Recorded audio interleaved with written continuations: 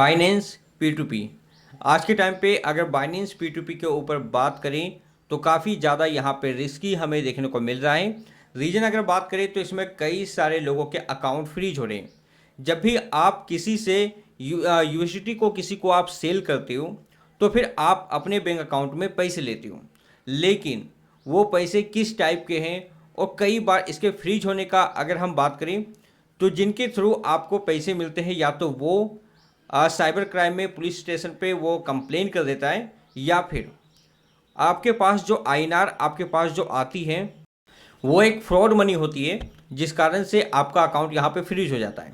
तीसरा भी रीज़न है अकाउंट फ्रीज होने का कि अगर बैंक को लगे कि ये जो ट्रांजैक्शन है वो क्रिप्टो ट्रांजैक्शन हुई है तो इस कारण से भी बैंक अकाउंट फ्रीज हो जाते हैं। हालांकि ये एक नॉर्मल फ्रीज है। अगर इस कारण से आपका अकाउंट यहाँ पे फ्रीज होता है तो इसमें कुछ ज़्यादा घबराने वाली बात नहीं है। आप इसे कुछ डॉक्यूमेंट सबमिट करके अपने अकाउंट को अनफ्रीज करवा सकते हो।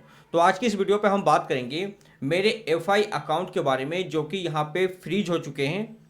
लमसम इसमें 3 लाख रुपए इसमें है मेरे पास जो कि अभी फ्रीज हो चुके हैं। हालांकि ये अनफ्रीज हो जाएंगे क्योंकि ये जो ट्रांजैक्शन ये जो फ्रीज हुए हैं मेरे वो बैंक के थ्रू हुए हैं, क्योंकि बैंक को लगा है कि मैंने कुछ स्पेशियस ट्रांजैक्शन यहाँ पे किया है या फिर मैंने क्रिप्टो ट्रांजैक्शन किया है जिस कारण से उसने मेरे अकाउंट फ्रीज किए हैं।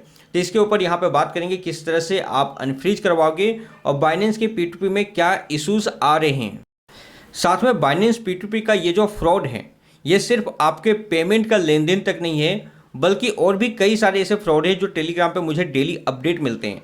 जैसे कि जब आप किसी से ट्रांजैक्शन करते हो तो वो आपको कहता है कि आप जो ट्रांजैक्शन चल रही है उसे आप कैंसिल करवा दो जब वो पेमेंट रिसीव कर लेता है। तो इस तरह के भी मैं कुछ आपको आगे बताने वाला हूं, तो अगर आप वीडियो को पूरा देखोगे तो आपको समझ में आ जाएगी। चलिए बढ़ते हैं वीडियो के टॉपिक पे।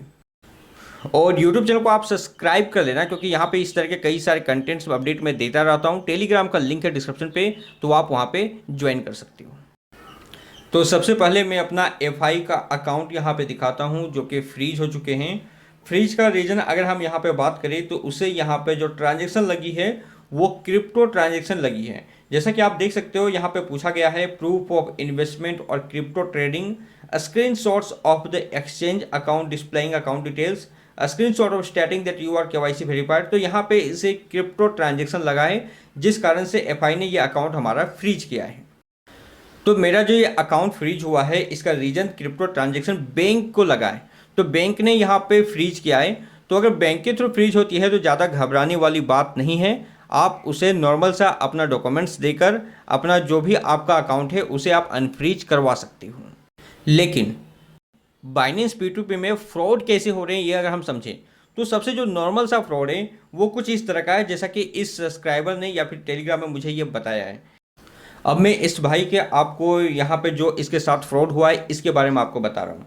इसने क्या किया, 10,000 रुपये का USDT बाई किया अपने अकाउंट से, वेरीफाइड अकाउंट से जो कि बाइनेंस में भी वही है और बैंक अकाउंट में सेम नाम है। उसने जब वहाँ पे पेमेंट किया तो जिसने पेमेंट रिसीव की वो यहाँ पर बताया कि आपने थर्ड पार्टी से मुझे ट्रांसफ़र किया है तो मैं ये पेमेंट एक्सेप्ट नहीं करूँगा। और फिर उसने उल्टा बाइनेंस में ये कंप्लेन कर दी कि इस पार्टी ने मुझे थर्ड पार्टी से पेमेंट किया है, थर्ड अकाउंट से मुझे पेमेंट किया है। साथ में उसने फिर उससे कॉल में भी बात की कि आपने मुझे थर्ड पार्टी से पेमेंट किया है तो आप ऐसा करो कि ये जो डील चल रही है इसे आप कैंसिल कर दो। जैसे ही कैंसिल करोगे तो आपका ये अमाउंट आपको रिफंड मिल जाएगा। तो यहाँ पे उसने क्या किया कि इस डील को उसने कैंसिल कर दिया। कैंसिल करते ही वो पेमेंट भी उसके चले गए, 10,000 रुपये उसके चले गए और 10,000 रुपये का टोटल लमसम इसका फ्रॉड हुआ है।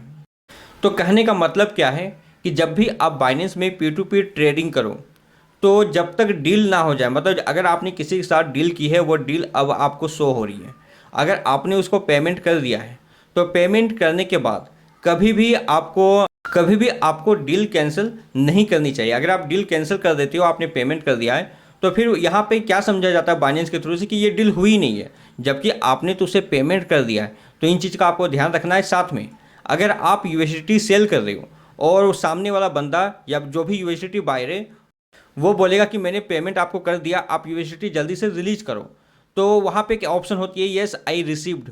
तो येस आई रिसिप्ट पे आपको तब तक क्लिक नहीं करनी है जब तक आपको अमाउंट पूरे रिटर्न नहीं मिल जाते। इसके लिए आप बाइनेंस P2P की कुछ वीडियोस को आपको देखना चाहिए, अच्छे से समझनी चाहिए किस तरह से होती है। 1000-2000 रुपये का पहले आपको बाय करना चाहिए। जब आपको लगे कि आपको कंप्लीट इन्फॉर्मेशन मिल चुकी है तब बड़े अमाउंट से आपको यहाँ पे ट्राई करनी चाहिए।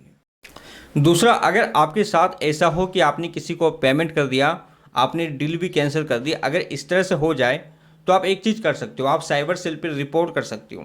अगर आप रिपोर्ट करोगे कि आपके पैसे गलत तरीके से या बाई मिस्टेक उसके अकाउंट में चले गए, वो रिटर्न नहीं कर रहा, तो फिर क्या होगा कि उसके अकाउंट वहाँ पे फ्रीज हो जाएंगे। फिर वो तुरंत आपको, तो बहुत सारे लोग सॉल्यूशन की बात करते हैं। सॉल्यूशन सिंपल है, या तो आप वहाँ पे जाके केस को समझो कि आपका फ्रीज क्यों हुआ है, मे बी आपको रिटर्न करना पड़े जितना का आपने यहाँ पे यूएसडीटी जितना का आपने यूएसडीटी सेल किया है, जितना भी आईएनआर आपने लिया है उस ट्रांजैक्शन पे वो आपको रिटर्न करना पड़े, कुछ पेनल्टी वगैरह लग सकती है, या फिर उस केस को आप लंबा लेके जा सकते हो, उसमें लड़ सकते हो, लेकिन इसमें टाइम लगेगी, तो वो आपको यहाँ पे समझना पड़ेगा। बाकी जो मेरे अकाउंट फ्रीज हुए, जैसा कि मैंने आपको बताया, अगर बैंक के थ्रू होते हैं तो ज़्यादा टेंशन वाली बात नहीं है, आप सिंपल अपने डॉक्यूमेंट्स देकर उसे अनफ्रीज करवा सकते हो। तो आई होप दोस्तों वीडियो आपको अच्छा लगा होगा। मिलता है अपने नेक्स्ट वीडियो में एक नई इन्फॉर्मेशन के साथ, तब तक के लिए गुड बाय, जय हिंद।